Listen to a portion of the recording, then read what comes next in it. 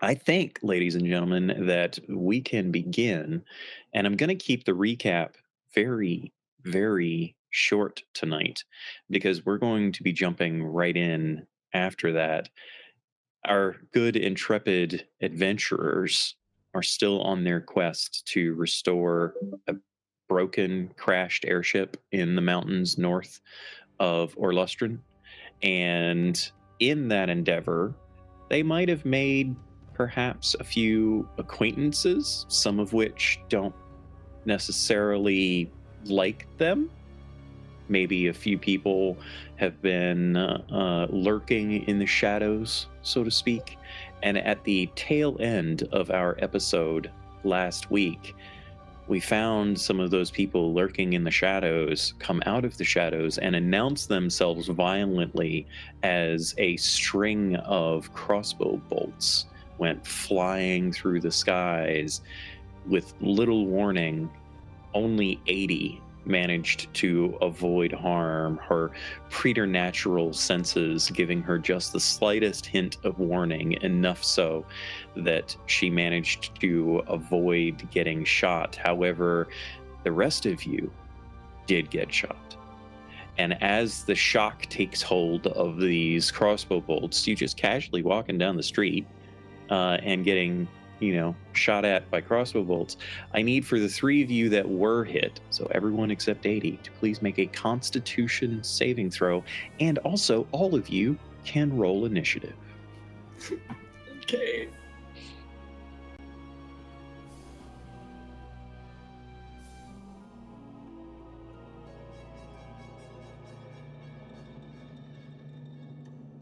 Uh-oh. Ian's starting off strong. That's a lot of dice thrown around up there, guys. I used Somebody one of give me my some numbers. advantages for the con save, so I ended up with a 20 on that, which is great. Dirty 20, nice, Yep. nice. What about the other con saves? My Constitution was 14, and my Okay. initiative was 13, and I accidentally rolled a different die. But All right. Bren? So my initiative was 14, so that's great. We're gonna use what is that? It's an 11. So I use my advantage 14 also on con, so 14 on both. Okay.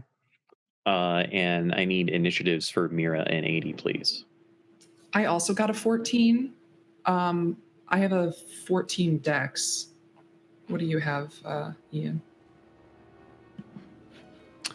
13 dex, that's on you. Okay.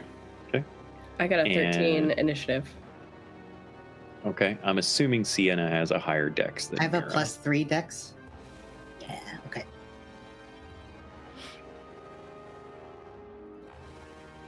All right. So, ladies and gentlemen, as we kick off our combat this evening, everybody taking a look at the map, you can see that you are perhaps a little bit, I don't know, surrounded might be the best word to describe it. Just pick something here for me. There we go. As you look around, crossbow bolts flying out. Aidy is the only one at the moment. Once everyone has their once everyone is getting to take their initiative, you'll be able to see the adversaries that face you. But Aidy right now has full cognitive awareness of everything that's going on around this nice, pleasant evening, sundered by an ambush. You look around and you see a number of figures, most of them hooded, several of them wearing the kind of roguely attire that you would expect of someone up to no good, doing nefarious deeds, shooting crossbow bolts at everyone. And in particular, you note that the crossbow bolts are made even worse because they appear to be dipped in poison. Bren and Sienna, both of you failed your Constitution saving throws by 1. You are now poisoned. Let me see here. I think I've got a marker for that somewhere. Go, so that we can just remember that. You feel the pain, obviously, from the shots. The three of you each take 8 points of damage from the bolts impaling you. And in particular, Bren and Sienna, you feel revulsion in your stomachs. Your vision hazes just a little bit. The shock of the pain, not enough to prevent whatever this bolt was dipped in from having a physiological effect upon you.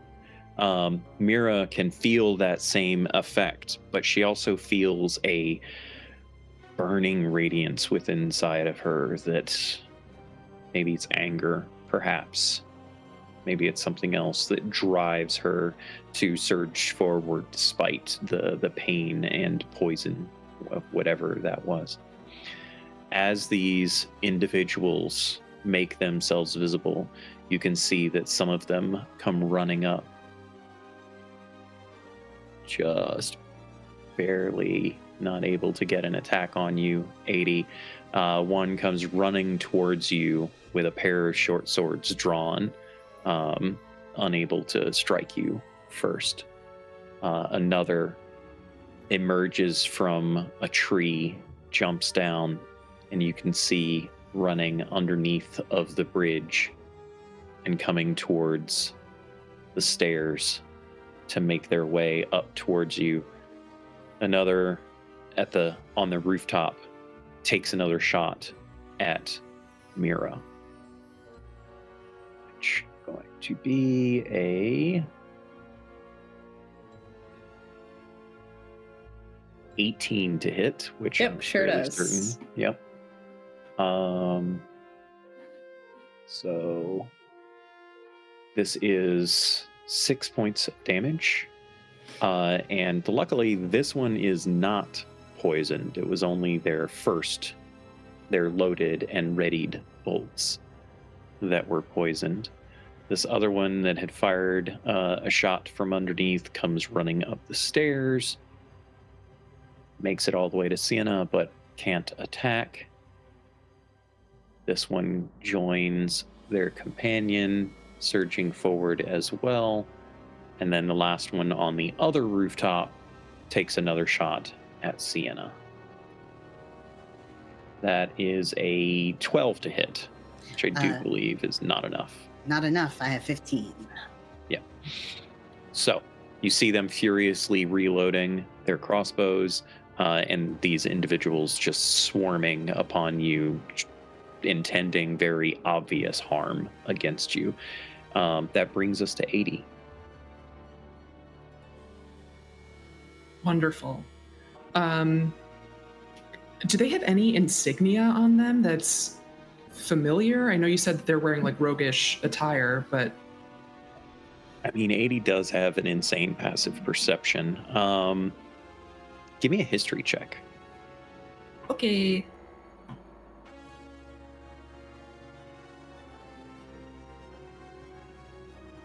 Nah, that's a 9.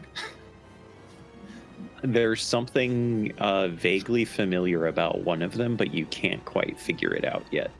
Also, for what it's worth, you can feel intense emotions coming from almost all of these guys. Kind of like as I described before, that there's a certain amount of animus here, there's tension, there's a little bit of fear mixed in, there's adrenaline, very obviously, all of these like crazy emotions and whatnot. However, the one that has surged to face 80 down, running forward, you're also feeling a sense of glee and a sense of excitement. And yeah. Great. Okay, so the guy that's right in front of me, I'm feeling all of these emotions coming from them, and I'm going to the shitty history check is like tingling in the back of my mind. Like something is familiar. I need to know what it is. And I'm going to use my mind reading ability to, and like I'm not going surface thoughts at all. I'm trying to dive in deep immediately Okay. with this guy. Okay. And remind me, is that a charisma saving throw or a wisdom saving throw? It's detect thoughts, and I believe that's wisdom. Okay. Should be in your spell list to know for sure, but Yeah. Oh, it doesn't matter. Their modifier is the same in both. Okay. Great. That's an 11. Fails. Yeah. So, just for flavor, I'm going to say you like reach out a hand towards him, and he's like startled as you do that, not expecting you to have such good reactions as he comes running in, and you evoke your manifestation. There is a small visible effect within your eyes that perhaps only he can see, being so up close to you, and instantly you pierce deep into his mind. He knows also that you have pierced deep into his mind, and the first thing that you get coming out of that is you see a vision, a memory popping into his mind where he is pummeling Vanek. Just you see your dwarven friend, or I'm sorry, Vanek. You see your dwarven friend tied to a chair, blood all across his face, gashes in several spots. One of his eyes completely closed. Perhaps a couple of teeth have already been knocked out, and barely clinging to consciousness as this man is just wailing over and over and over again upon your friend with absolute glee.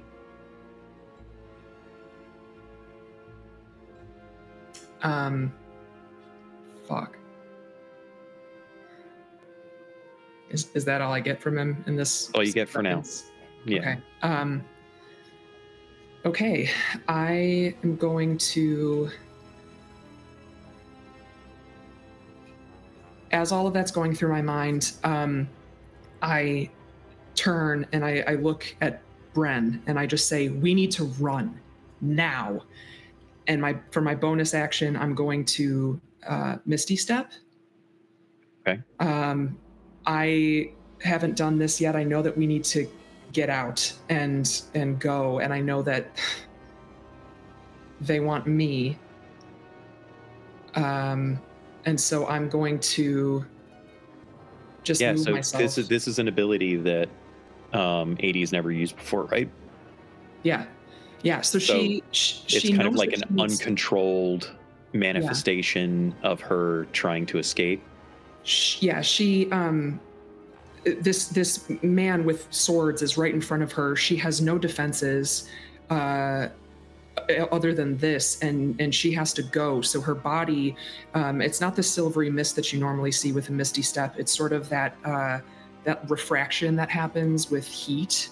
You just sort of see that illusory sort of shifting, and she's gone from in front of him and shows up behind. But she once again makes her presence known and just says, "Go!" And that'll end my turn. You still have movement if you wanted to move anywhere, but you know, might I suggest I'll say that there's this building with the green roof has like a patio area with some things on it that might be able to provide you cover, at least from the person shooting you from the rooftop. Sure, I'll do that. Yeah, so like over here, is that what you're saying? I'll move you under. Okay. You're technically under the roof there. Underneath. Okay, sure. Yeah, I'll take some cover. Yeah. Great. Awesome. Okay, so Bran would get to go next. However, the poison has rendered you surprised. So you do not get to take an action currently. At the end of this first round, however, you do become kind of cognizant of everything, and you become aware of Aidy turning and locking eyes with Bren. That kind of draws you into the moment from the disorientation that you were suffering, and you see her just poof and materialize away from you as she yells, "Run!" Sienna, you suffer similar fate because of your poisoned condition. I'm sorry. At the end of your turn, Bren, you get to make another Constitution saving throw. Same for UK. So you both can roll at the end of your turn to try to shake off this poison. Sienna feels also that she knows these two individuals. So despite it being the end of your turn, I'll go ahead and give you a history check as well. Okay. I think I have disadvantage, so Right now, yes, you do have disadvantage. Okay, nat 1. Let's go. So, yeah, that one is definitely not going to succeed in this moment. And last but certainly not least, Mira. Okay. Shit. Mira is really torn between just hauling ass after Aidy and staying with the other two, recognizing that they are not doing great. So I guess I'm gonna move like halfway, and then as you move past that guy, he gets an opportunity attack. That's on you. fine.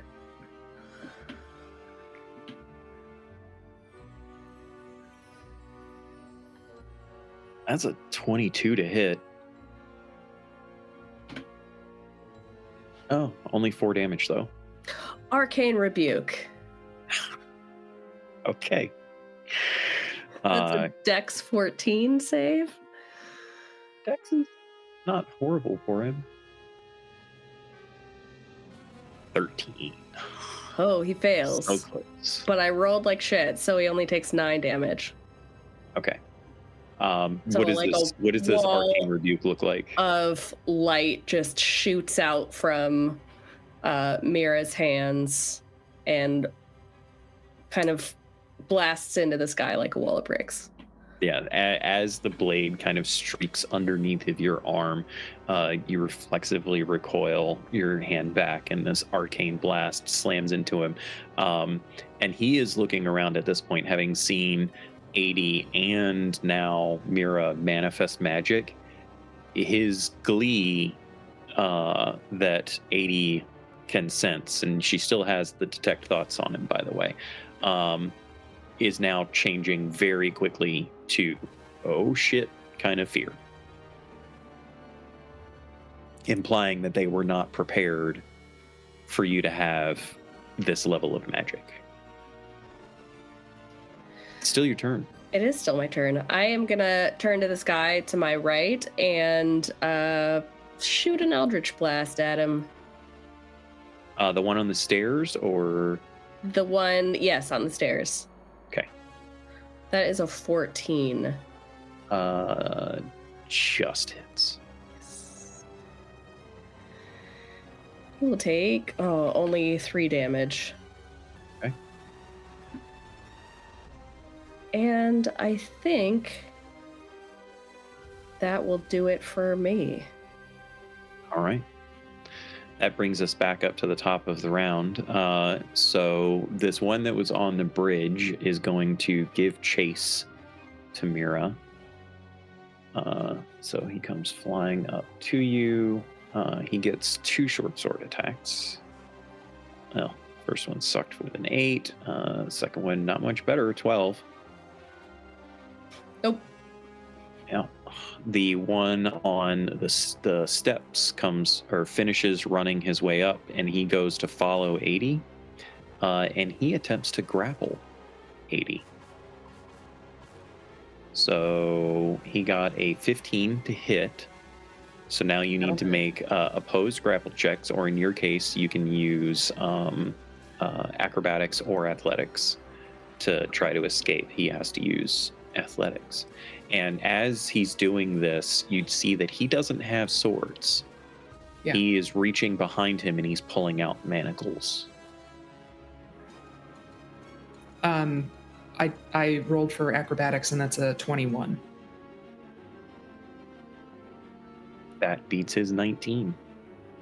So he reaches out, grabs onto Aidy's shoulder, and she just kind of rolls underneath of his hand as she sees the manacles in his hand. And at that moment, it clicks for you. You now know where you've seen these gentlemen, or at least you think you've seen them before. These are very likely a local gang that goes by the term dredge hounds. And you know them because they came looking for someone that used to be affiliated with Nesner when you first joined Nesner's group. They took him away in very similar manacles with very, very similar methodologies and vulgarities attached to their aggression. And you know for a fact that they often are employed by people such as Cadreus of the Menelian cartel to do deeds such as this. Yeah. Continuing on, dude with a crossbow is going to take another shot at Mira, since she is the one letting loose all of this crazy ass magic. 14 to hit. Yep, that hits. Okay. 5 damage. The other two at the back, one is going to attack Bren with a pair of short swords. Woof. 7. 13? 13 misses. Nope. Misses. 13 misses. Sienna, a pair coming at you. Oh my god, another freaking... I've rolled a natural 3 so many times. This one's going to hit, though. 19. 19 that one hits. Yeah. For also 5 damage. And then crossbow guy back there, he's going to take a shot also at Sienna. Oof. Natural 1. What the frick? Guys, come on. I have luck on my It's side. about time you roll like shit during a fight. Come on. I roll like shit plenty. Anyway, that brings us back to Aidy. How you feeling there, Aidy? Not good. She's going to step out from where she is, still next to this guy, not moving out of his range.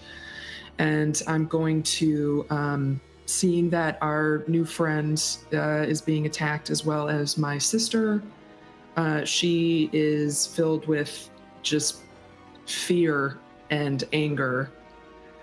And she's going to, not knowing who to try to hit in this situation, she's going to do both. So I'll use meta magic to twin a spell. I'm going to twin Tasha's Mind Whip. So What does that do? 90-foot range. So it's a psychic lash. They have to make intelligence saving throws. Okay. Otherwise, they take psychic damage. Let me know what happens, and I'll tell you the rest. Natural 2. You said the ones that are attacking Mira and Sienna physically, like up in their grills? Yes, that's right. Okay, so natural 2 on the one attacking Mira.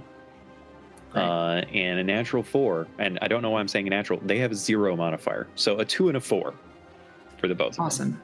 Okay, so they're going to take damage. They can't take reactions until the end of their next turn. On their next turn, they have to choose whether they get to move whether they take an action or a bonus action, they only get one of those three. Nice. And then for damage, they're both going to take 10 points of psychic damage. Nice. So the guy that's attacking Mira is actually looking rough now.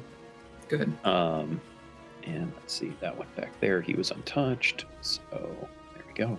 Cool. Anything else? Yeah, I'm still feeling. By the way, for what it's worth, you could have still maintained cover. You didn't have to move like you did. Yeah. No. It's good. Okay. I'm going to.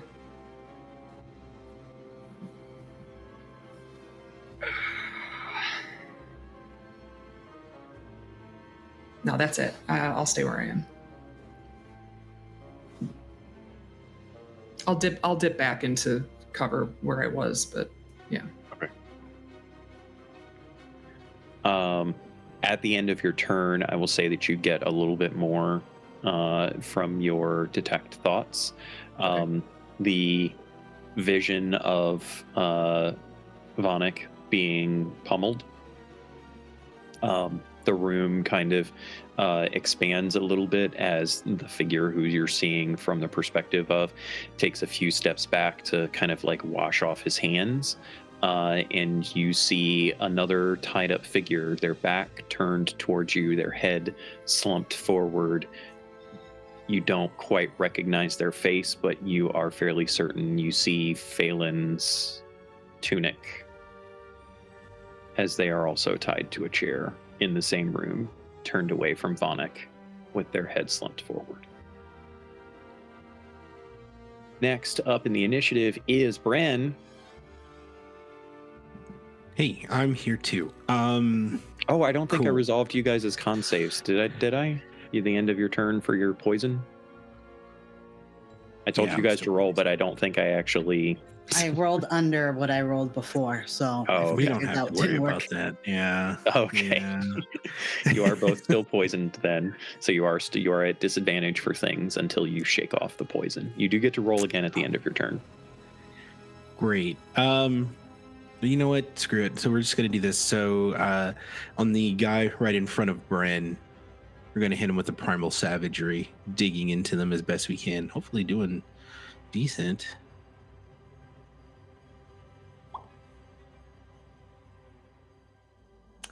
I don't like this. Cool. So it's 11 total. 11 misses. Awesome. That's embarrassing. Then I'm just going to take my bonus action to go into my starry form of the archer. And that's my turn. Okay. At the end of your turn, you get to do another con save. Your DC is 15. Little Bones making her way into the chat. Thank you so much. Along with a bunch of raiders coming in too. Welcome in, everybody. Things are getting a little bit dicey here for our companions. Poison and ambushing and the like. See if it makes a difference. Sienna? Oh, okay. So what? So I guess we're staying, or Bren's thinking about staying. Bren didn't run, so Yeah. Yeah, he's not moving. Okay, so the one that I'm next to is currently kind of dazed and confused, right? yes, he got kind of blasted. I don't know what marker I should put on that to make sure I remember. Well, This one's not going to come up. I'm gonna say raging. It's not raging. He's not actually raging. I'm just putting that marker on there so that I remember. Okay, so I think I'm going to run up to the one by Mira, and wow. Oh, and he can't take reactions. Yeah. Yeah. But the one on Bren can. Yeah. So Yeah, I don't care. That's fine. okay. Nice. I love it when my players do that kind of stuff. So he will get a shot off at you for an 8. Oh no, that I like that. Okay, so I will. I have psychic blades, and I imagine them as like arm blades, and I'm going to. What color are your psychic blades? I would like to think it's like a kind of iridescent, like pink to kind of green shift. Cool. Holographic kind of look. Down for it. Just for fun today. Maybe it'll be different next time. So I'm going to use one of them to. I'm going to try. It's at disadvantage, or if he's dazed, do I get advantage and it evens out? No, he's not dazed by the condition. He just can't take certain actions. So you are at disadvantage to strike him. I'll give it a shot, and nonetheless. Oh, that is good. 21. Yeah. Who cares about disadvantage? Yeah, fuck that. Scud that. Sorry. So that is a 5 damage for that. That's it?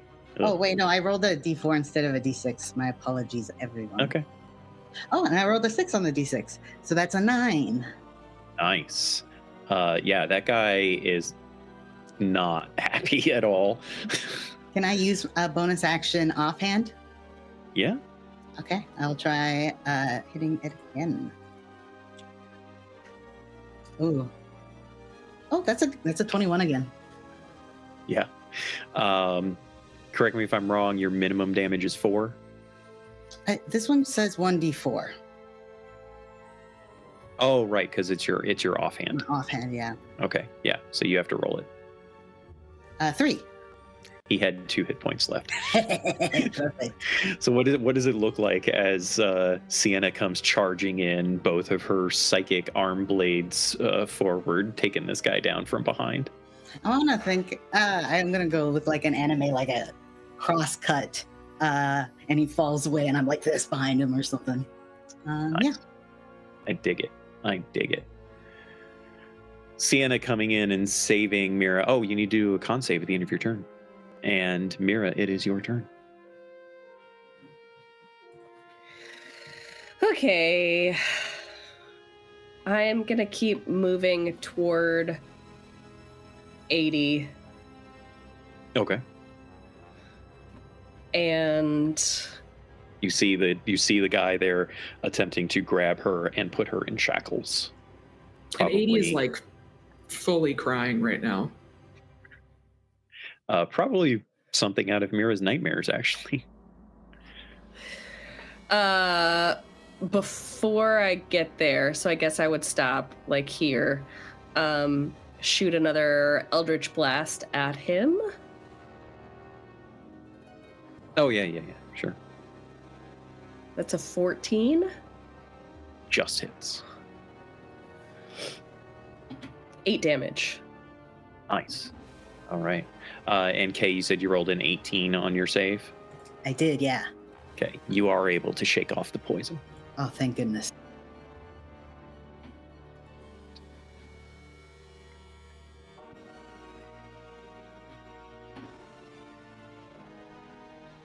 Okay, and you said 8 damage on Yes. from the blast? Okay, cool. And then I would keep moving forward till I'm next to 80. Okay. Bonus action?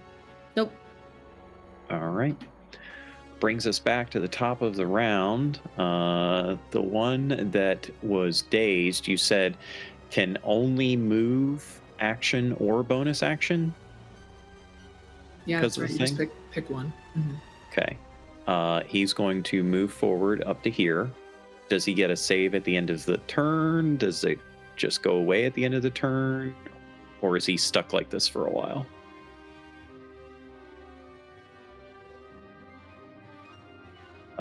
Muted? What was that? On his next turn, he gets that choice. So after this, he'll... Yeah. So at the end of his turn, does the effect go away? Was it only a one-turn effect, or does it stay on? Only a one-turn effect. Okay, cool. Yeah. Excellent. All right. I'm going to go ahead and handle these over here on Bren because Bren is getting attacked by one, but not both. 18 to hit on the first attack for 6 damage, and 12 on the second attack. Crossbow guy is going to take a shot at Sienna. Let's see. Yeah, okay. 11. It's going to miss. Other crossbow guy is also going to take a shot at... Well, no. He still sees all the magic coming from Mira. He's going to take a shot at Mira. Also an 11. Miss. Yep. The gentleman with the shackles is going to attempt another grapple against you, Aidy. That's a 19 to hit, so it's another opposed check. Got a 9 on his athletics. Natural 20 for 22. Okay. I will say, as an added effect with your natural 20, you cause him to drop the shackles, but consequently, he's like, all right, fuck this, and he pulls out 2 short swords. Okay. That's going to bring us back to you, Aidy. Okay. Same thing. She's scared, and so she's going to twin spells, going to the 2 guys on Bren. This time, it's the chromatic orb, because she's a bit more frantic. So just 2 sort of small motes directly shoot their way over, and as they get closer, they turn into balls of flame. Nice. Do I make separate attacks for both of them? Okay. Separate attacks. The first one is a 23 to hit. That hits. And the second is a 24 to hit. Both hit. And 19 points of damage. Do you want me to roll for the second one too, separate damage? No, you keep it's the same damage, but you have to do separate attack rolls because of defense. Perfect. And all that. Yep. Yeah, so 19 points of fire damage. Okay, then. Just double check here. Yeah. This guy that you had landed the mind whip upon, his face gets incinerated. Cool. And there's a blood-curdling scream of agony that very quickly fades to nothing. And Bran, the other guy that is in front of you, his shirt kind of combusts like in like a flashbang almost, and like you can see scars and tattoos all over his chest, and it's like bubbling and oozing and sweltering from this ball of fire that just slams into him, narrowly avoiding hitting you. And then I'm going to shove my way between a table here on this patio and sort of move myself behind this guy to hopefully draw his attention away from Mira. And that'll be the end of my turn. Okay.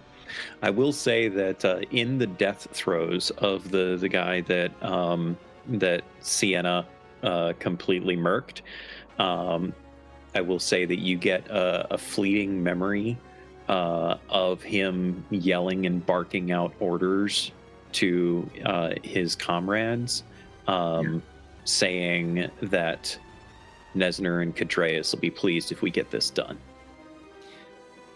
The space that this torture is taking place, is it at all familiar to me? Does anything look okay? Okay. All right. And that brings us back to Bren. Hey, just gonna lay it into the guy who's melting in front of me. Okay. Another primal savagery. Okay, here we go. Let's fucking do this. That's a 13. Damn. 13 just misses. That's upsetting. Just misses. Yeah, that's upsetting. Can I give you one of my advantages? Unfortunately, no. Nope. We're here. What does your starry form do for you? The archery form allows me to make an attack as a bonus action. Oh, gotcha. So, but it's got to be a ranged attack. So he's just gonna kind of like wobbly spin around and aim and. You're already at disadvantage. So. Yeah. So, I mean, what would that be like if I just like laid into this guy in front of me and tried to? Yeah, we're gonna do that. Because I'm already at a disadvantage.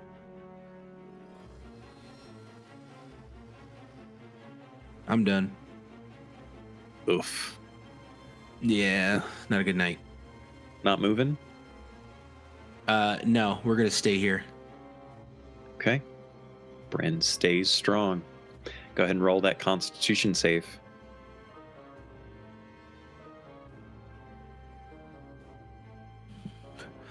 I really don't wanna. You have an advantage. Just FYI, you just got an advantage from Andrew. Yeah, I'm gonna take that. Yay. I'm no longer poisoned. Whoa. Thank you, Andrew. Thanks for the save, Andrew. Okay. Yeah, but we're still gonna stay here in this guy's face, and I'm done. Yeah. Sienna. All right, I'm going to run up again, right up beside Aidy, and I'm going to ask her to please shoot the one above, and I'm going to take a couple swings, I think, at this guy. Okay, cool. Oh, and I'm not poisoned anymore. You're not poisoned. It's a Christmas miracle. I rolled a 4, though. Yeah. So I might use that one advantage that I had earlier from Varl. Okay, go for it. That's what you're here for. That's a 2. Gotta use them. Oh no. But I have a second hand, so I'll try it. Bonus action? Yeah. Oh, I rolled it in D&D Beyond by accident. Let me switch it. Oh, okay. So that's a 21 hit. That hits. Yeah. So it's a D4.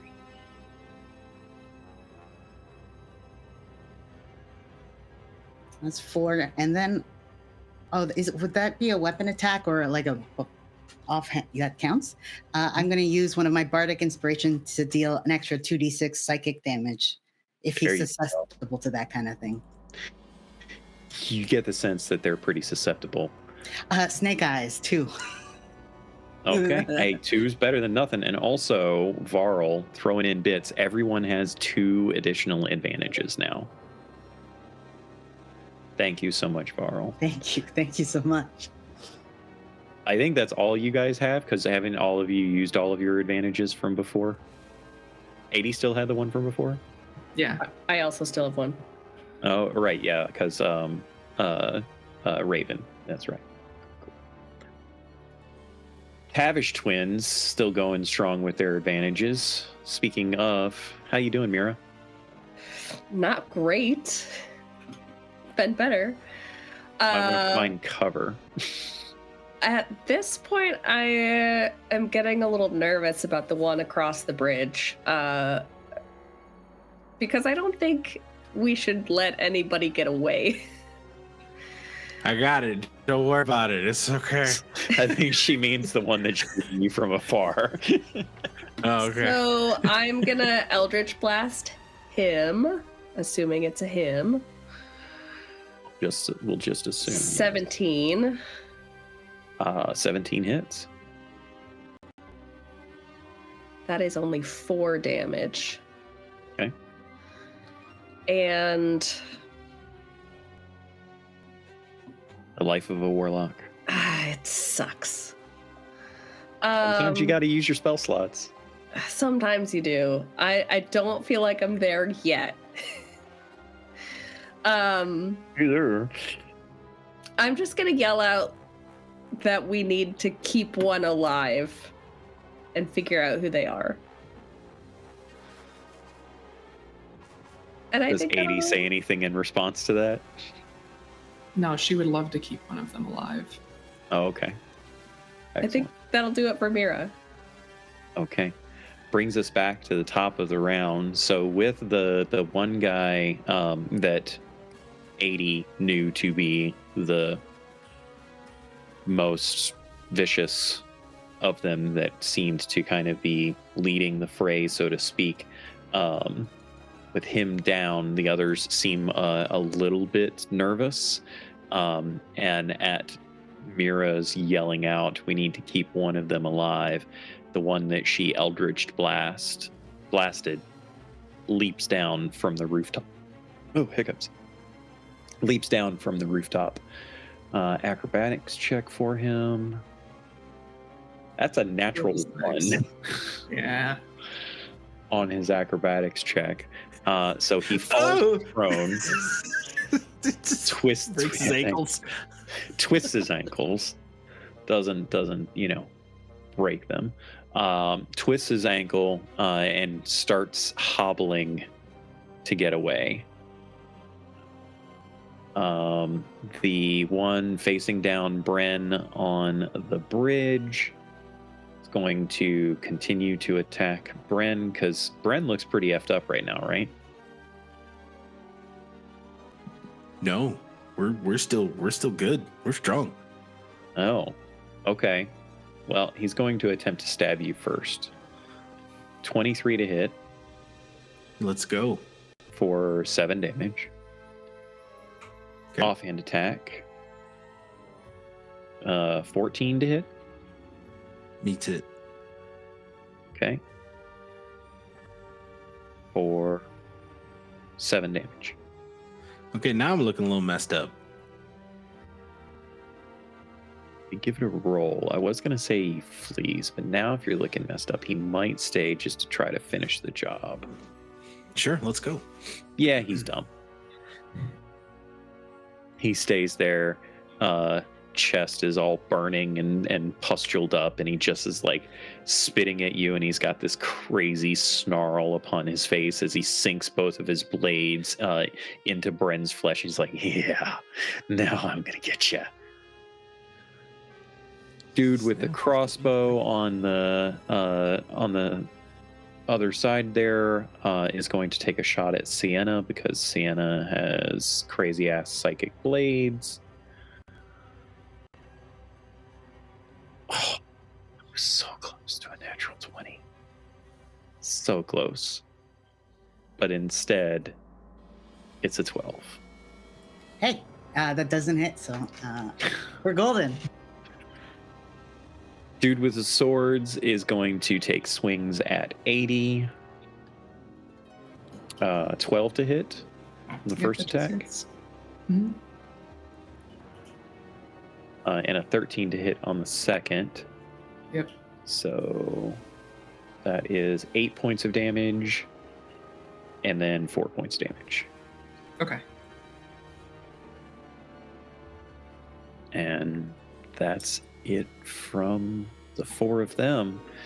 Aidy, you are up.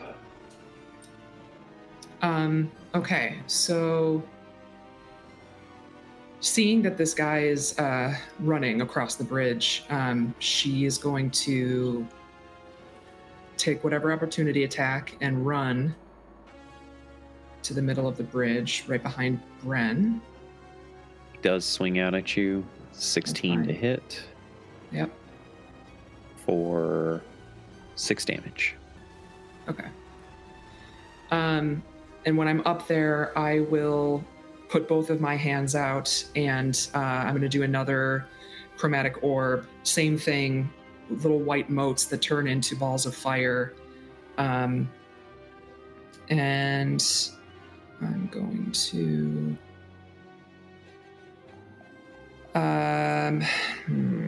do I have to tell you if I use my advantage before I know if it is or not? You know yeah. their armor class at this point. I don't. I have not been paying attention. Would any of your other players like to help you out? 14 guys. Is that okay? Yeah. Okay. It's a Cool. 14. So Yep. Their armor Yeah. class is 14. fantastic. So that'll be for the first one. The second guy, the guy that's on the rooftop, natural 20 for a total of 26. So Wait, I'm sorry. Who you were going for? Both of the guys that were rooftop shooters, the active one and the one that was Correct. fleeing. Okay, cool. exactly. Yeah. And you got a so natural 20 on the one that's still on the rooftop. That's right. Yeah. Okay. So the guy at a distance, his damage, Well, yeah. So what? Just tell me what you get on your dice. 12. Okay. So the guy that's running in the distance takes 12, and this is 3d8 damage normally, right? Correct. Yes. Okay. So the other guy takes 36 because Yeah. of the crit. Yes. Because you max your dice and then you add your And then- dice yeah. rolls, so a total of 36. Would you care to describe what incinerating one of these mooks looks like? Well, it doesn't look good. I can tell you that much. The guy far on the bridge, it hits He's still him, alive. and yeah. he's still there. But I'm a little closer to the one that was on the roof, and I just send it, and it hits him in the throat, and so the flames lick up on the side of his face and just engulfs him entirely, and then he'll just sort of fall down the roof, splat. Yeah. Very much splat. Yeah, and then Kind of bounces off some poor like vendor stall yeah, that person is not going to be pleased to come back to. sorry. And I've used all my movement, so that Bonus action. yeah, I really don't want this guy to get away. So yes, I will actually bonus action Misty Step from where I am over to the other side of the bridge right here. Okay. Same thing. It's that distorted sort of look, and then I'm gone, and I just show up on the other side there. Okay. Awesome. Bryn. Yeah, cool. I'm just gonna keep hitting this fool. Well, You mean try to actually hit him? yep. That's what I said. I'm a little salty tonight. Yeah, screw it. We'll just do this. Help me. You do have two I don't advantages. want to be here anymore. The second one is a 16. 16 hits. Yeah, it's so good. Great. Thank you once again, Man. Varl, for helping my Yeah, players get jeez. past their curses. He takes 5 points of damage, and then I'm going to He is pop off that. barely clinging to life at this point as you He's slash across his face or across his already like oozing chest, smoking, and now rake a savage claw across his chest. I'm gonna pop him one more time with my bonus action. I know it's probably gonna be at a disadvantage though. Unless you step back. And I mean, I would incite an opportunity attack, right? Yes, you would. What's the worst that can happen? That's the worst that can happen. So that's an 18 to hit. I mean, that hits. Yeah, and then beautiful. That's perfect. So they will take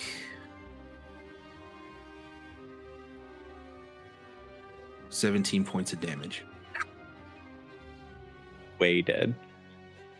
What is it? And this is from your starry thing, your arrow, your mystical star arrow bolt.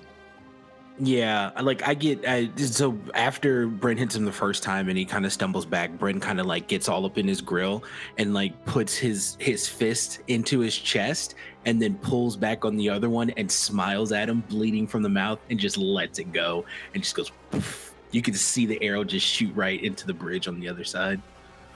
Nice. And then he hits his knees. So tired. Not the knees, old man. Yeah, you blast a hole through this guy's chest, and his eyes go wide as the life slowly fades from his face, and he collapses down to the ground in front of you. Would you like to move?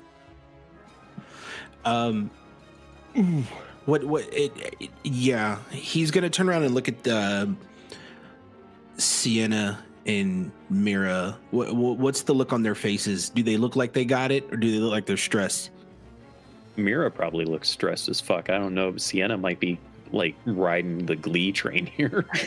I'm about half down, but I can not lay some hands, but basically lay some hands. Yeah. Okay. That's cool. Brent's gonna stumble over as best he can. It'll get him about right there. Boom. That's what he's gonna do, and that's my turn. All right. That brings us to the aforementioned hands laying Sienna.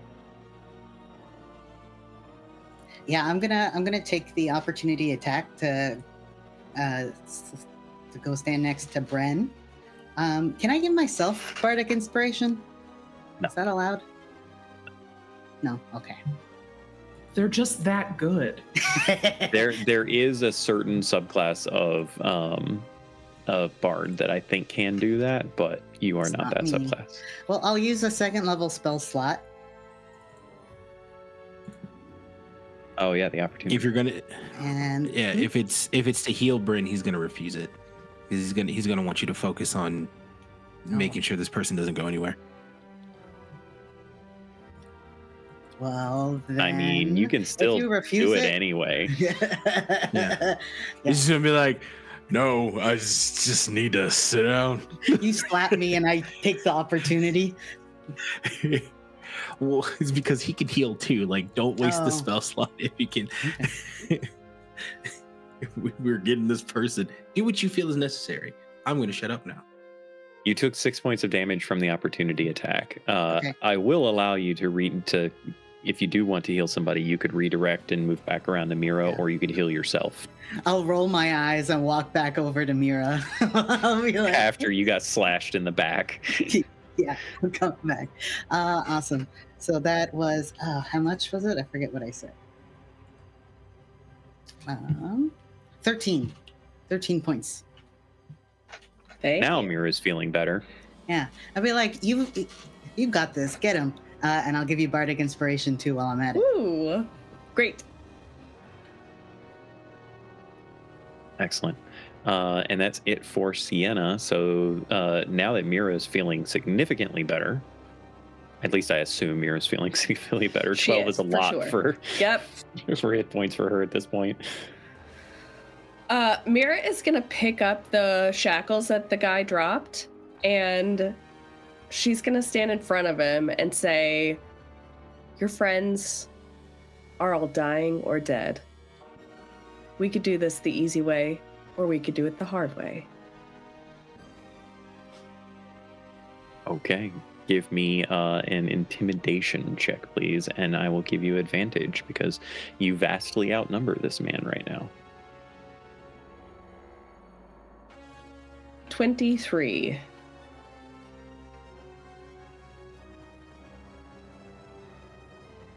He stares at Mira for a very long time. For a second, you see his hands clenched tightly around his swords as if to reach out and slash you once more with them. And he glances to the side and sees Sienna, turns his head and sees Bren coming down, his companions blasted to shit behind him. And he just drops his swords and holds out his open hands in front of her. And I will shackle his wrists. You do shackle his wrists. That brings us back to the top of the round. This guy is shackled. He is not going to resist. And just for flavor's sake, since Aidy gets to go next and this guy is slightly hobbled and isn't really going to be able to get away, what does it look like as Aidy chases this man down? What does Aidy do to this one trying to flee? Whatever she can. She's going to try to get within a good distance. No, I'm giving you narrative control here. Yeah. No, that's what I'm saying. She's gonna get a little bit closer so she's within a range as he sort of hobbles. And then out of, like, on the surface it looks like fury, but deeper it is just a whole lot of pain. Sends out one more chromatic orb at this guy's back as he's running. But what flavor of damage is it? Oh, it's fire damage again. Same thing. Just crackling fire. You roast this man. Great. I roast him. You feel the emotions of fear, torment, agony, all of this just rushing into Aidy as she ends him. And again, the surface of her feeling is just like, good. I'm glad that you feel agony. But underneath it is just intense fear and sadness for Phelan and for Vonic. And she'll turn around and start walking across the bridge. And I think when she gets just about to Bren, I think her knees will buckle and she'll sort of fall there. Okay. We are out of combat effectively at this point. Unless you would like to do something to render your prisoner unconscious, because you can tell he's looking for an escape at this point. What would you like to do in these moments as you all see Aidy across the bridge kind of collapse? I want to look for another set of manacles and manacle myself to this guy so he can't escape. Please don't. Please don't. Have a buddy cop movie or something, okay? Let me have this. Unfortunately, there was only one. There was one that was tasked with taking Aidy. He was the only one that had manacles. It's also fairly safe to say that at least one or more of you would kind of feel and or hear that this fracas has not gone unnoticed, and it would be prudent to get the hell out of here. Do the canals have currents? Oh, absolutely. There's a massive waterfall in the eastern side of the city. Mira's gonna shove this guy at Bren. And I thought you were gonna shove the shackled guy into the water. No, she's gonna say, make sure he doesn't get away. She's gonna look at Sienna and be like, we can't leave these bodies here. And she's gonna just look over at Aidy and be like, we don't have time. Get it together now. Let's go. Yes. It'll be okay.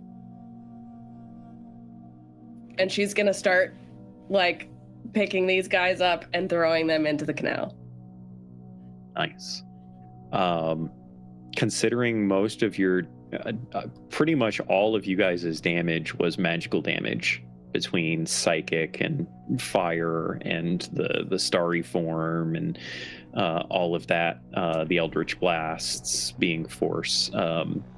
There's a little bit of blood and like scorch marks and stuff on the ground that you're not going to be able to cover or do anything about quickly. But if you all work together relatively quickly, you could toss these bodies into the water and hope that they don't get snagged on anything. But that's for another time to worry about. As you take that time to kind of chuck the bodies and such, you do have a few moments to talk to each other so that you can decide where you're going next. It would, at the very least, I don't know about Aidy at this point given her mental state, but at the very least Mira would have the wherewithal, especially in this commanding presence that she seems to have taken, to know that you can't bring this person to your brother's house. I have an idea. I know somewhere we can go that's close. Wait. Aidy will come over to the guy in the shackles. She'll reach down into her boot and pull out a push dagger that she carries with her everywhere, because you can't be a young lady working late at night without being a little bit protected all the time. And she's going to hold the dagger to his throat and just say, "Where are they keeping them?" Where are they keeping who? The ones that they're torturing to find me. Where are they? She'll push the dagger a little bit into his throat.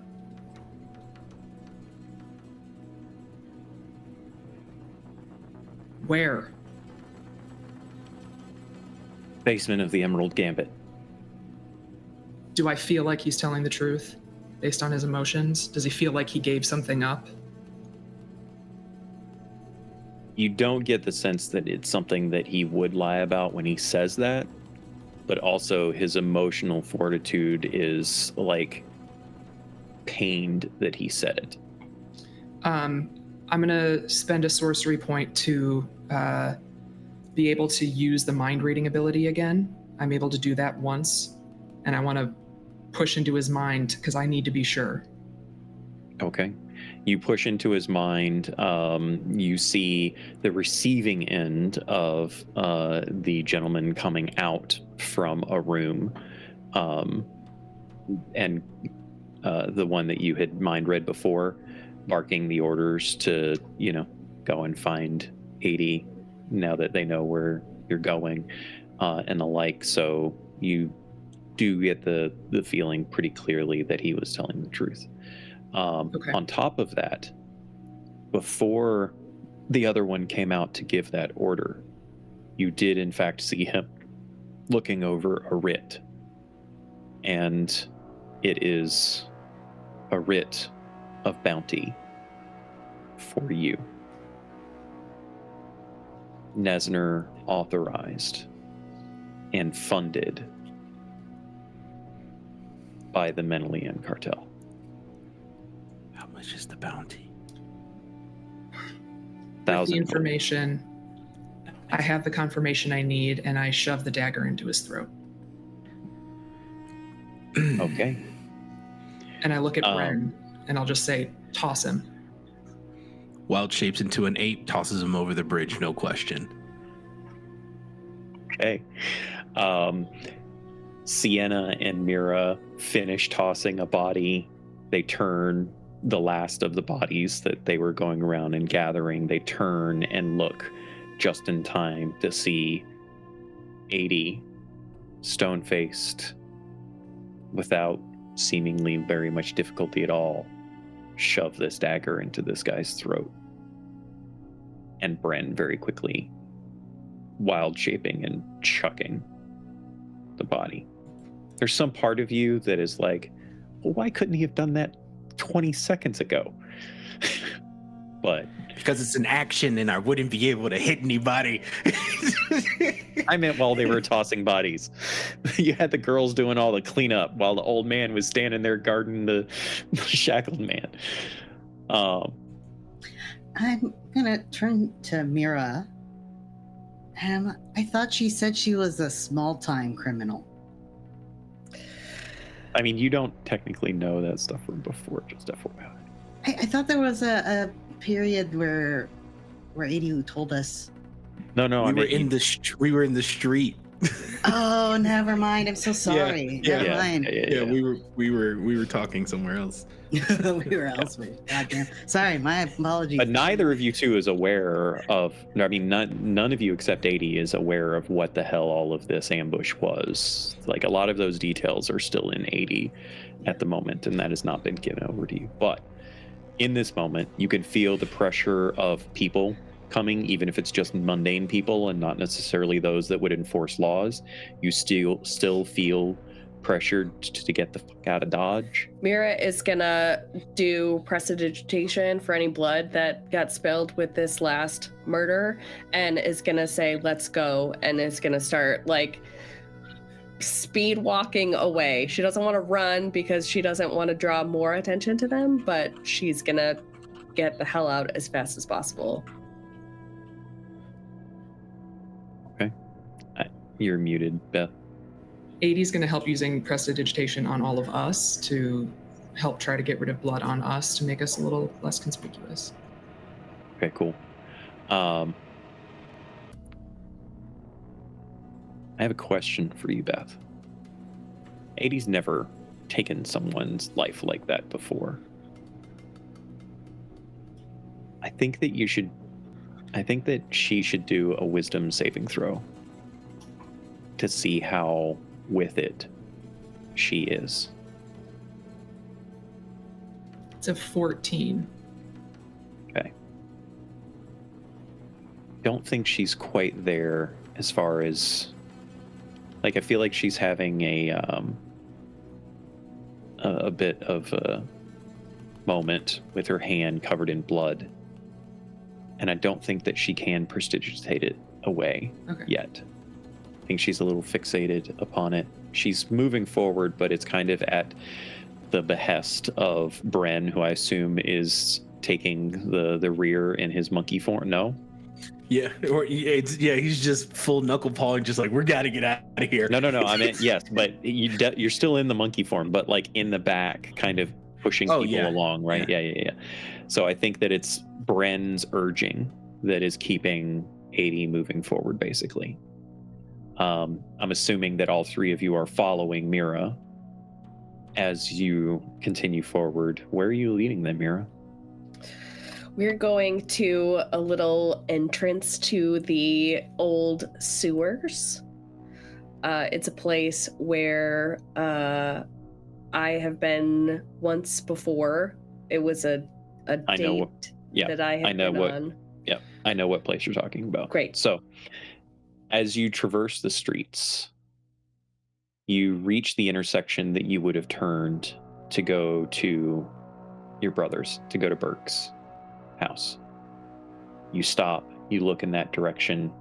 There's a moment of lament that gets quickly replaced by the urgency of the situation, because now there's people, and there's this rippling effect following behind you of people wondering what's going on, what happened, what were all of those noises. That's the kind of things that you are hearing in your wake. Instead of turning left, you turn right. You head down the evening streets of Orlustran. You start making your way towards one of the northernmost canals, where you know there is a small, disused entrance to the long forgotten parts of the city underneath.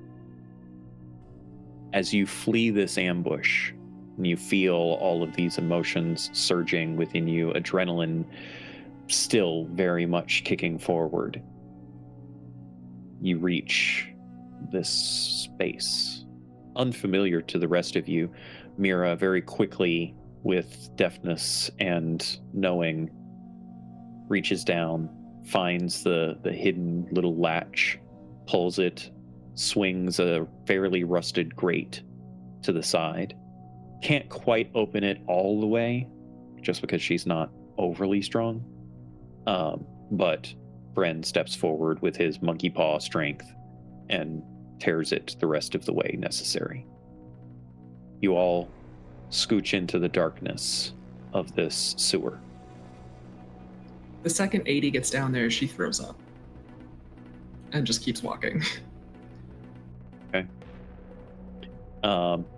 Does anyone have sympathetic vomiting in their retinue of things that their character might suffer from? Or you see someone vomit and you have the urge to vomit because they vomited? You just see this giant ape do this thing against the sewer wall. He's like, ugh. deftly avoiding. As you move through these sewer tunnels, the smells of the city down here are unlike most of you have ever experienced. They simultaneously reek and yet smell so sweet, sickly sweet, almost as if somewhere in the management of this city they attempt to cover the odors that come from an ancient cistern and sewer system through mundane means, maybe some magical means here and there, but becomes very apparent to you as Mira leads her way through. She knows where she's going. She's been down here before. You're not sure what that means yet, but perhaps a question to ask once you reach your destination.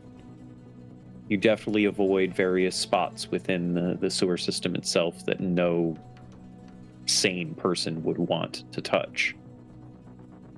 And in the many minutes that it takes to navigate this almost labyrinthine system, you have a lot going on in your minds. What the hell was that ambush? What did they want?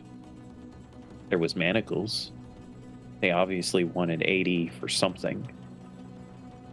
But they were vicious. There was malevolence there. After what you aren't sure exactly how much time, but certainly more than an hour, but probably not that much more. Mira, you see the familiar space. A nook is the best way to describe it.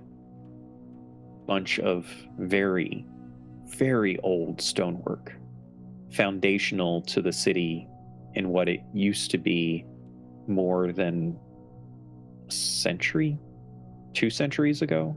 You're not entirely sure. The history of Orlestrin is not taught extensively. But down here, in this part, some of the smells of the sewer still exist, but you are flooded with a memory. Many months ago, pleasant experience, oddly enough. Stepping into this space, Phelan leading you down here. Absurd in whatever Phelan had planned, and arriving to find magic. Phelan had spared no expense. Changing this simple and, if not broken, facade of stonework into a lavish and almost brilliant looking display of light and pleasantness. There was smells along with it. It's the kind of magic that certainly would have costed quite a lot. And as you stand here in the entrance to this nook and look at it, seeing it in its mundane, broken form, you realize Phelan probably didn't purchase that magic. That was probably them sharing their magic with you in whatever hidden, secretive way they possibly could. With a lot of you move into the space, what would you like to do? I'm gonna grab Aidy by the shoulders and just make her sit down. I'm sorry. This is my fault.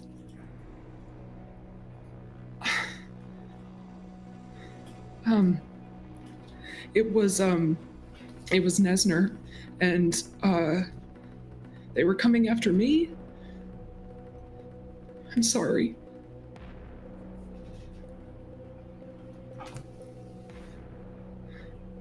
They took Vonik and tortured him. Mira, they took Phelan. They have them. Where? The Emerald Gambit.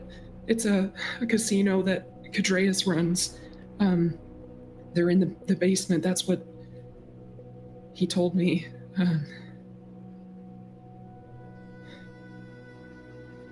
sorry. Have you been there before? No. They're in the basement, and I don't know. It didn't look good.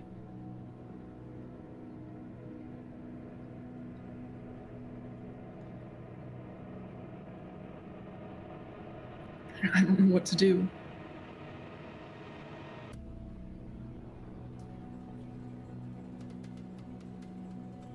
Are you hurt? Yeah, a little. But I'm okay. And I'll look at Bren and Sienna, and I'll look at the wounds that are on Mira, and just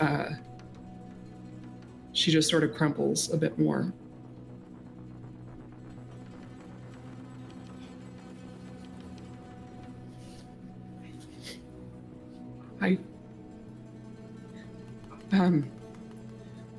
Nesner put a bounty on my head, and I can't go back home. That's not.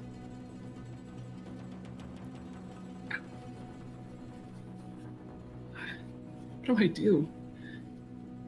We have to go get them and get them out of there. I have to go do that. You guys should hide.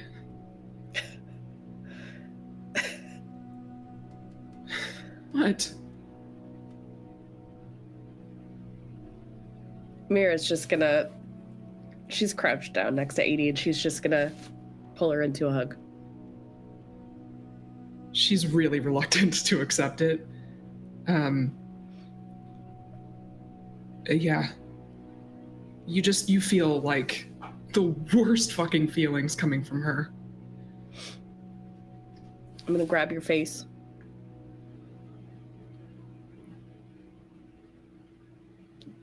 What did I tell you before? Stay out of trouble.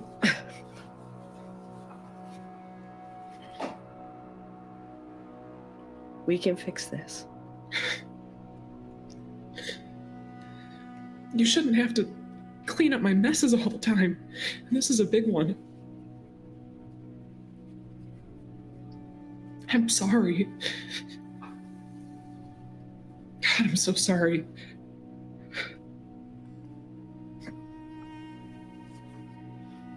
You can't control what other people do. You did some stupid shit. Yeah. But Nesner chose to come after you. Yeah.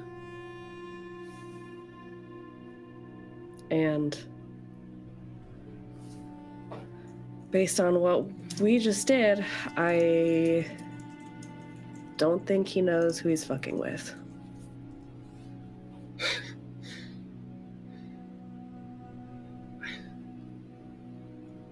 I killed that man. Yeah. I killed a few of them. But Oh.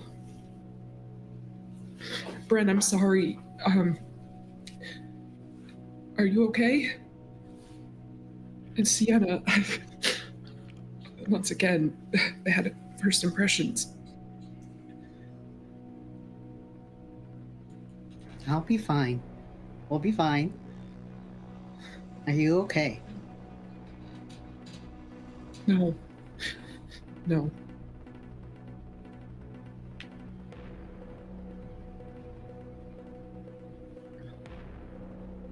I'm just looking at Bren. You can see that visibly Bren is struggling with everything that's going on. He's not afraid, but he's in his mind, he's going back and forth with going a little bit further with this or legitimately just leaving.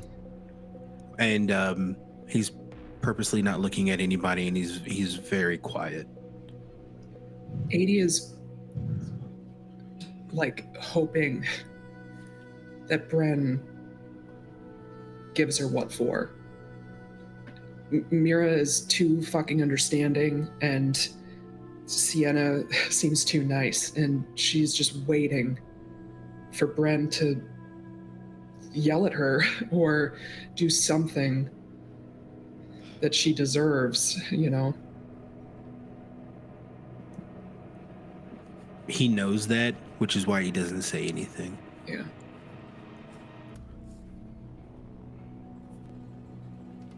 I know that we're not feeling our best right now, but I can't wait to go, and it won't be long before they find out that we got away, and they'll send more people. At the very least after me, but they knew to take people who we care about, and I can't.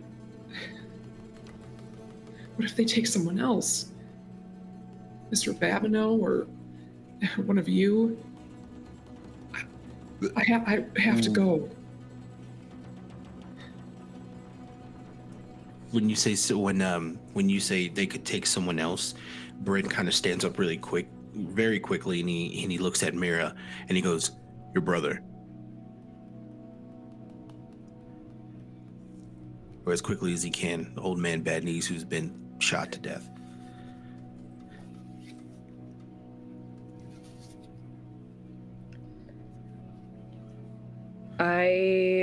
Mira's gonna sit down and she's gonna take 10 minutes and she's gonna cast Animal Messenger. And she's gonna send a little squirrel to Burke's place. Okay.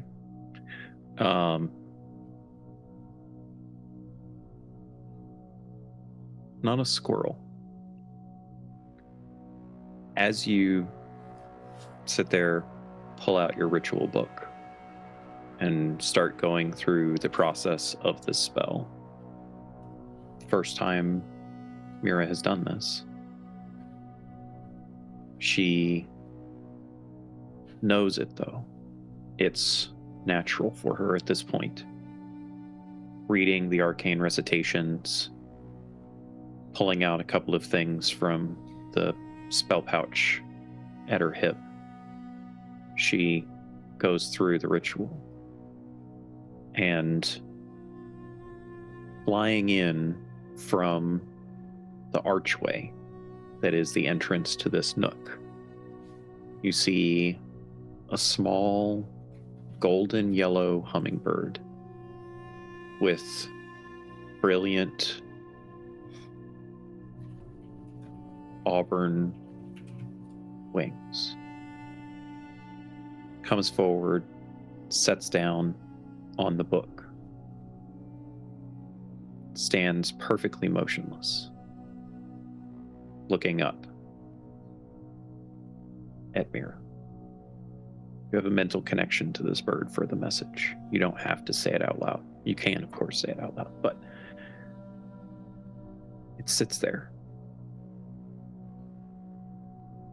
waiting for the message. Mira will, through this mental connection, say, some bad people are after Aidy. They took Phelan. Can you get out of the city?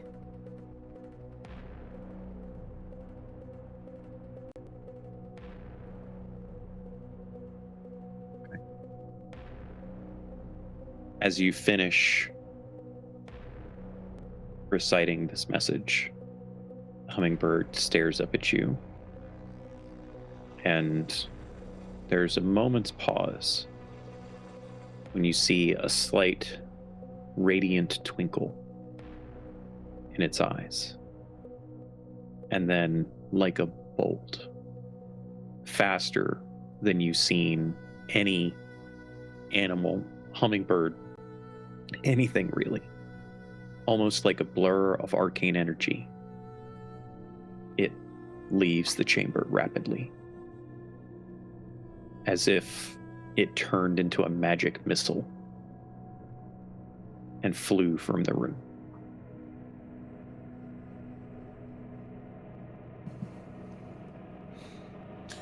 Okay.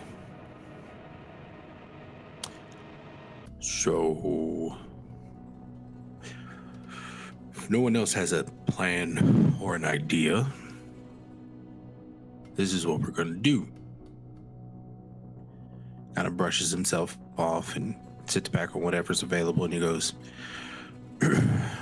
everything that we have at your place, we are going to put in the bag. Anything that is important to you, we're going to pack up. Keep it light. No tapping shoes this time. We're going to leave. New base is now my farm. It's far enough outside the city to where we can see them coming. And if we don't, and we cause a little bit of noise, that won't happen again. Kind of gesturing to what we just came through.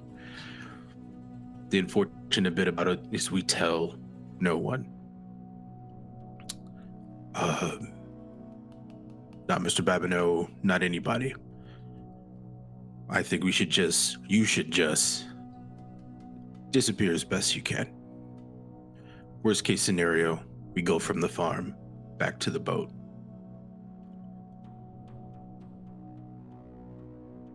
There's too many people that are looking for us. They all seem to be on the same side.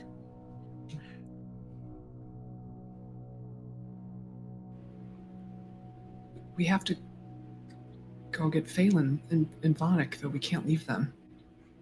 We can't go get them like this either.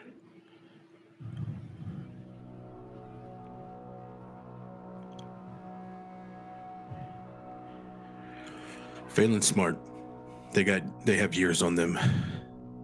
And they're not without any tricks.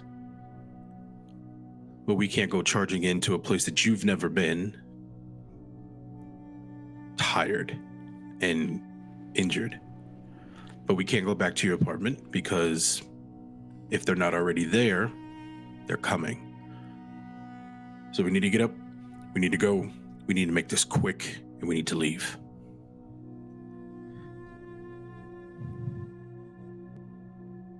What if we just rest here? Aidy, we can't. There's nothing here. Sure, we can rest here and then do what? Or we can act now, go somewhere that's a little bit more secluded than this, that has things that we can still work on, and we can figure out a better plan. But huddled up in a sewer, as nice as it is not the plan. Yeah. Well, what's our end goal? Like, do we want to try and get to Nesner, cut off a head? Are we just gonna try and collect our things and run? I mean,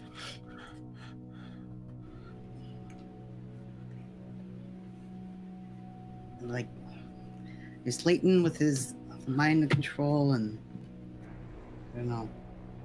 I think we need to get out of here while the Nostromo are around. We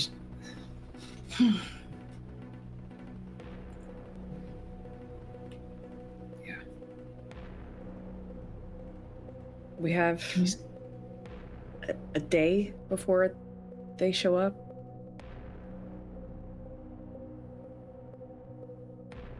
That's not enough time to get to the farm and back, and I'm not willing to leave Bonnick and Phelan behind.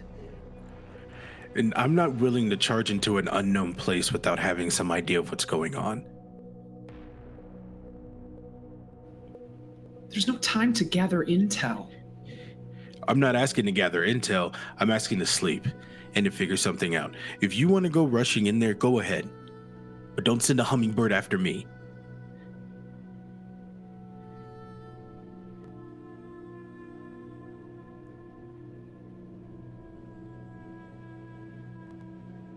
Mira, as Bren says this, whatever emotions that triggers within her are immediately supplanted by a message in her mind. Not from Burke, from Victoria. She hears ascending. Burke just got your message. What the hell is going on? Are you in trouble? He's worried.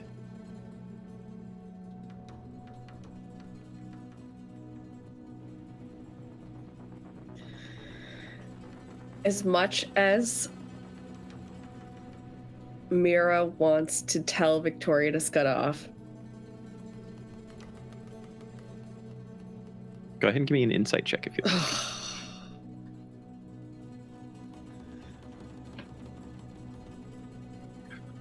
Andrew in chat, send it to voicemail. that's not good enough. I'm gonna re-roll because I can. Thanks, Varl. Thanks, Varl. 17. There is genuine concern in her voice. Of course there is. You don't know if it's concern for you or more likely concern for Burke, but there is genuine concern in her voice. Mira still wants to tell Victoria to scud off, but she's gonna say, we ran into some trouble. There are people after us.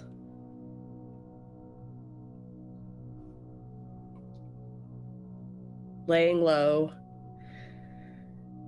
then going to rescue Phelan.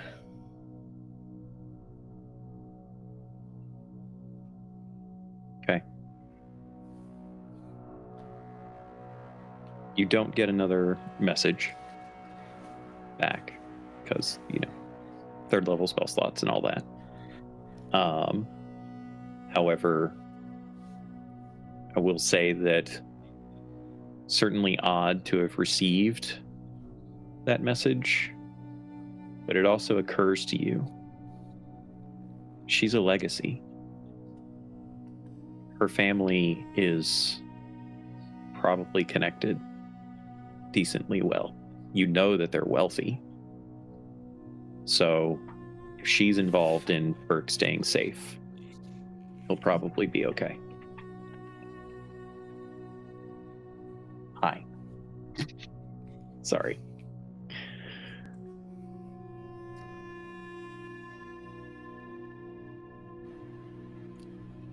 What was that?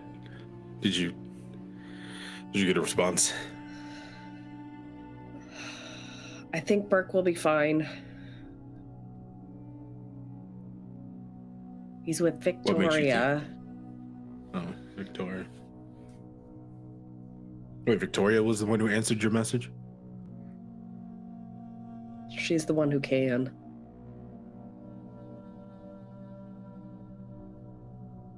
Hey, Vamp Whippin coming in with 500 bits.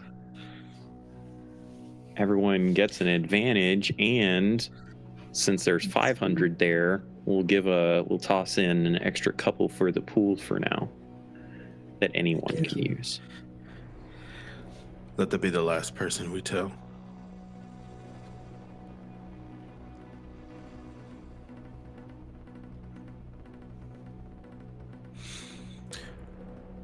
Balls in your court, twins. What do you want to do?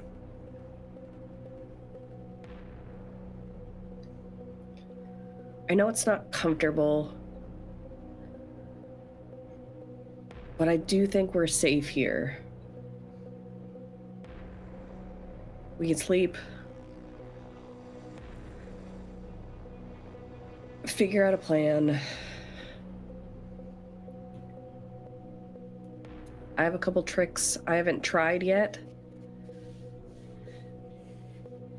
And I could sneak into this place and figure out at least what we'll be walking into.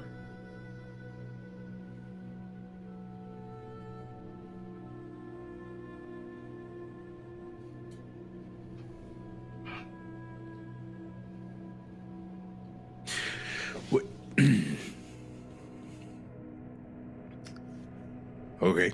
Yeah, we stay here and we rest.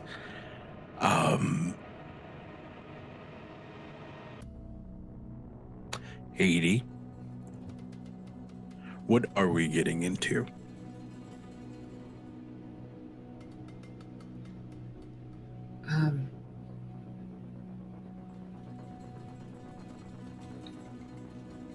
The worst of it.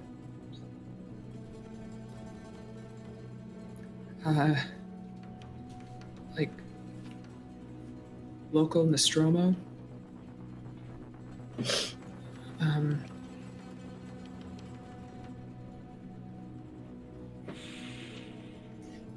If they're at the Emerald Gambit, that means that Nesner and Cadreas are in good standing, and Cadreas runs the cartel. I mean, he can do anything.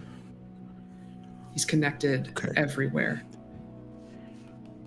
What do you owe them? I don't know. My life? I don't have information. I don't have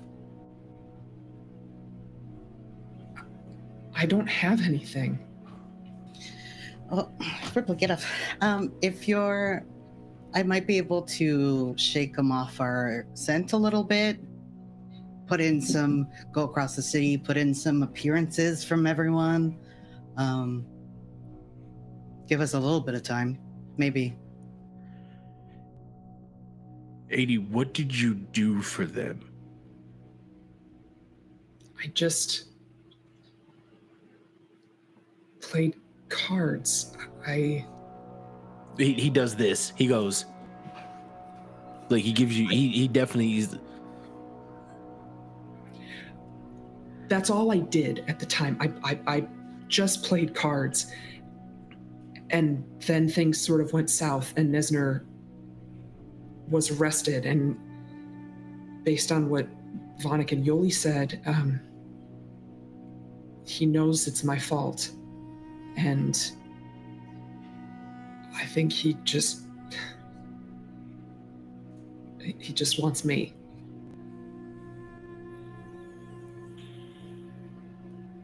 And it seems that he'll use other people to get to me. So I don't know what to do about that. Get to him first. Got it. Yeah. Sisk, you had an idea. One of your tricks.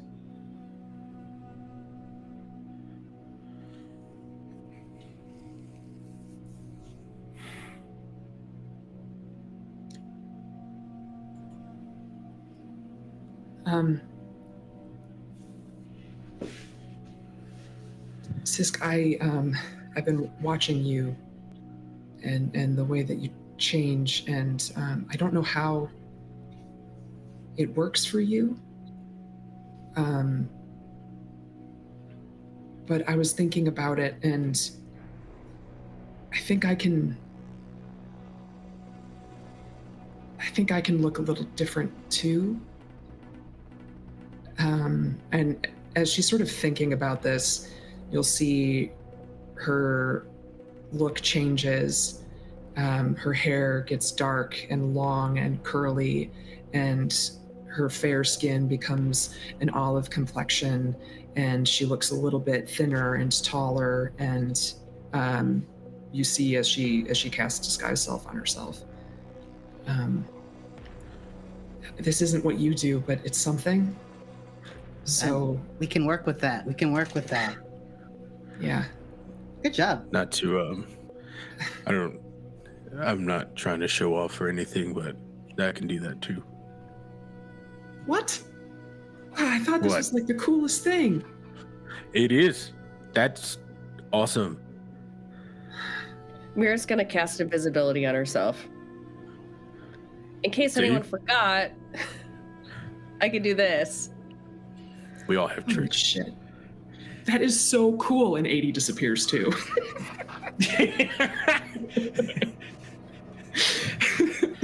Now that all of our spell slots have been used. I was gonna say, you're definitely getting a long rest now, right? Because those spells only last an hour. Bren, we couldn't possibly leave. Oh no. So for what it's worth, I'll also point out here, just to add a couple of tidbits of information. Sienna is 100% confident, or sorry, Sisk, you are 100% confident that you could use the Sienna guys easily enough, or any of your other guys really, to figure out where is this emerald place, and potentially get information, right? Like, that's Sisk's specialty. That's what they're good at. So a couple of hours perhaps, and you probably know quite a bit more information than you have now if you wanted to expend that time to do that. Well, if everyone's gonna short rest, at least I'll peace out for the short rest. I don't necessarily need it right now. I don't anticipate getting attacked again. I didn't expect it the first time, but do you now think? You know. Yeah. So I'll slink off for a couple hours, try to figure stuff out, put in some appearances, places. And by appearances, places, you mean like have Aidy, like be as Aidy popping up at a random tavern or something for a few minutes, Mira right? goes and buys an apple, Right. Yeah. I make the sound of a bear going through some garbage around a corner. Thank you for keeping that up. It's garbage and now it's canon. Thank you for keeping that up. If I was a good GM, I would have like a city newspaper thing, and there's like going to be like a town crier running through the streets tomorrow, yelling, "Bears on the loose! Bears on the loose!" Local bear infestation! Watch out! Only comes out at night. Don't leave out any food.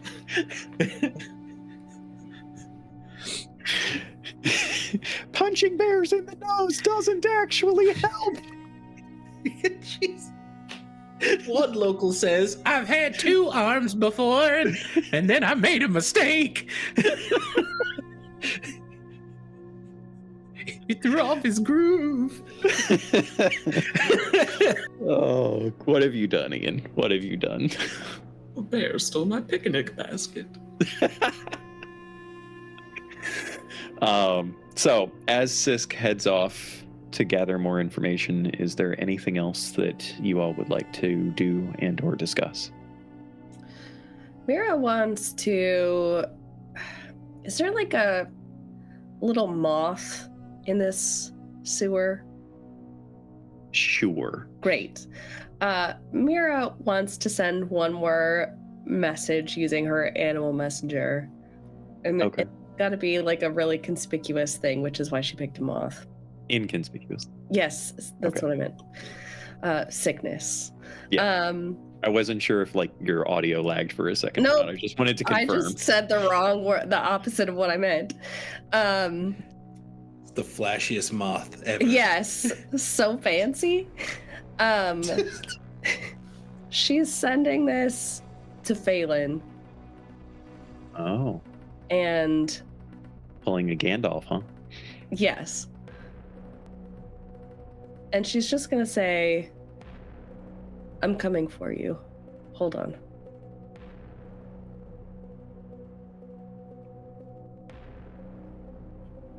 So you invoke the spell just like you did before, going through all of the ritual. The moth kind of settles on your finger as you are going through the ritual spell itself. You can see as you are casting, there's a slight radiant glow across the edges of their wingtips. And you create a mental connection with them to convey the message. This one doesn't bolt away like a magic missile like the previous one did. This one simply flies, but it flies with purpose. And you are fairly certain it will reach its destination.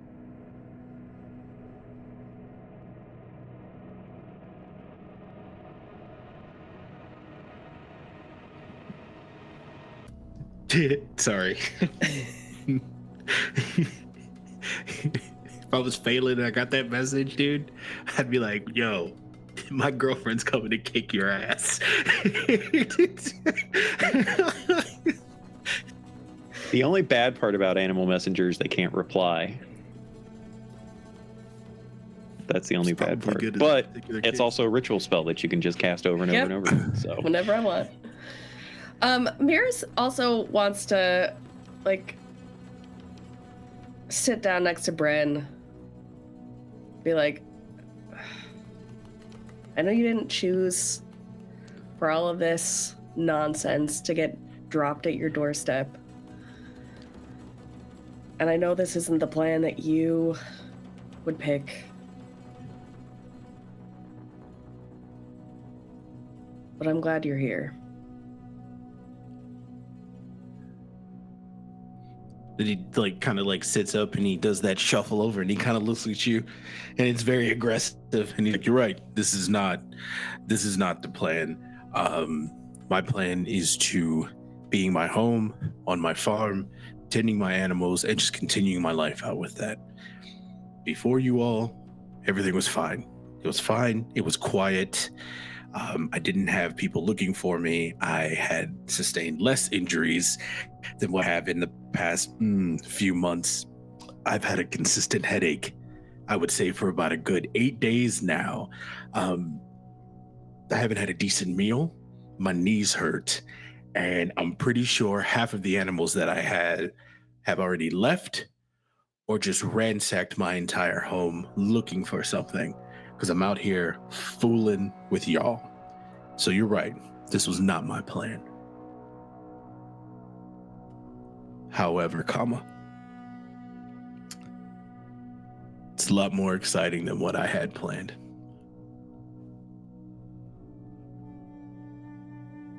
So, thank you for haphazardly showing on my doorstep and getting me killed 4 times. Amira will These just gray give him a hairs big hug. Yeah, that's okay. Yeah. These gray hairs have meaning one of your now. ribs pops. Yeah. You're squeezing my pancreas, please. Yeah.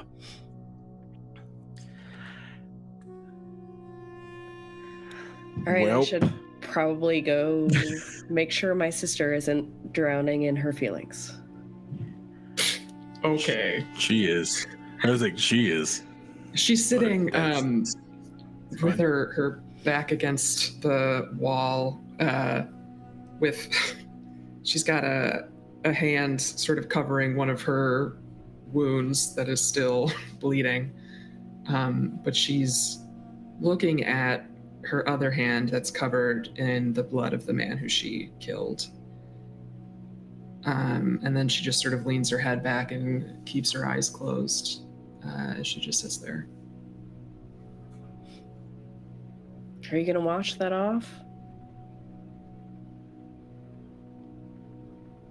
I was thinking about it.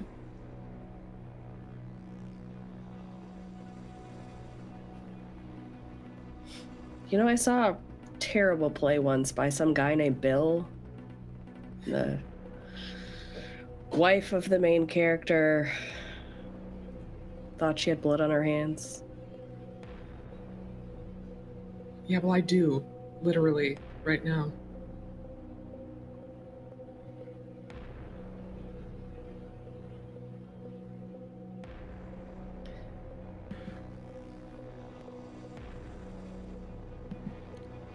If I don't know what's about to happen next. From wherever Bryn is sitting in connection to where everyone else is, Bryn goes, you know why that won't come off your hands easily?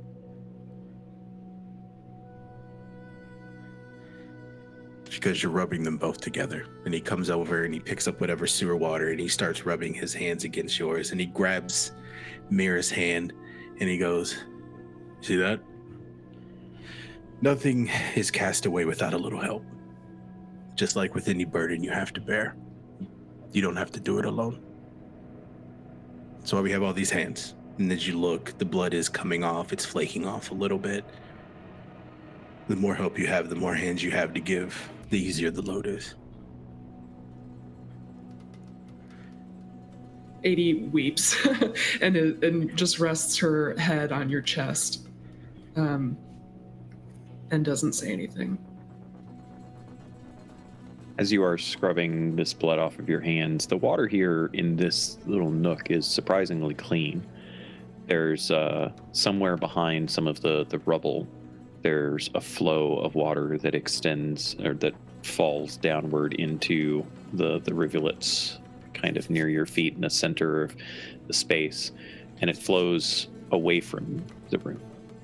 So everything you have here seems to be clean water as opposed to the rest of the sewer in this little nook, at least.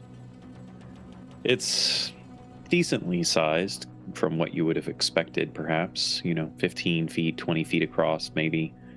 Plenty of spaces to sit. There's quite a number of roots of trees or vines of some kind that extend down one of the walls, gives it a bit of a natural feel in a way. And there's just enough light coming in from the passageway beyond that has grates above for the moonlight and the little bit of city light that casts its way down to bathe this space in just enough illumination for you. And as you sit there, the three of you, dealing with the pains of whatever was just faced, Sisk,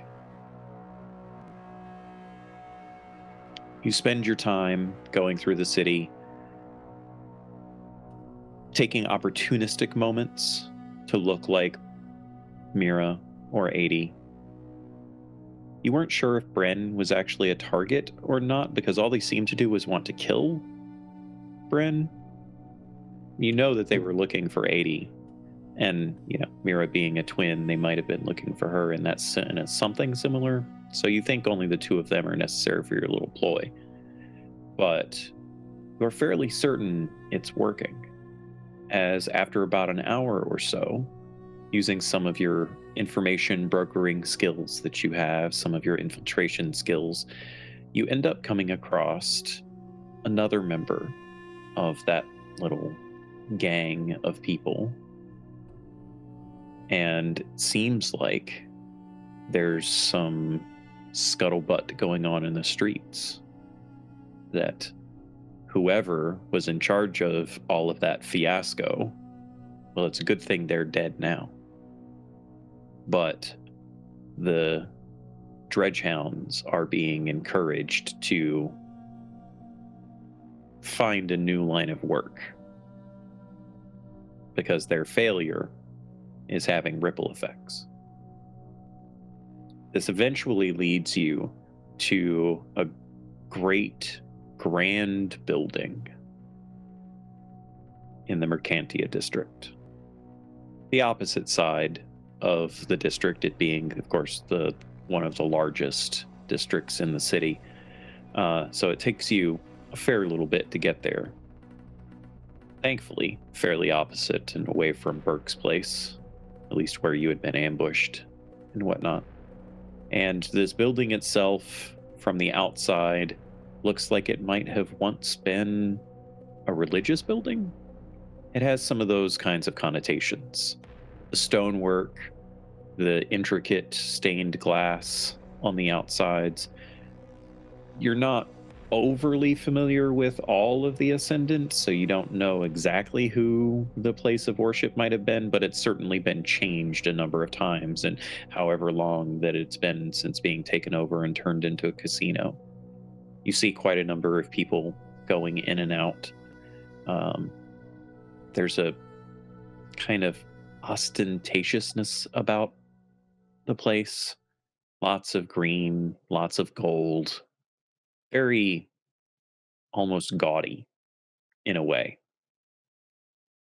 But all of that plays second fiddle for you, as your eyes lock onto a man very familiar to Sisk, heading inside, wearing the robes of the clergy and a very simple headband about their head. You see Leighton making his way inside. You don't see any of the other clergy or Nostromo that he's ostensibly leading, as you had seen in the previous cities. He's alone. Maybe that means he's here early. Oh no, I'm gonna follow inside. As not Sienna. Yeah, I assumed some rando form. Yes. As Sisk, disguised as they are, goes to follow Leighton into this casino. It's 100% a trap. Into the Emerald Gambit. That's where we're going to call it for tonight, everyone. Thank you so much for joining us tonight. I hope you enjoyed all of this as much as I did. It was quite a lot of fun. And I can't wait for you guys to tune in next week and see how all of this concludes, because it'll be interesting. Interesting. Okay. Concludes. What's gonna be done? What's gonna be done?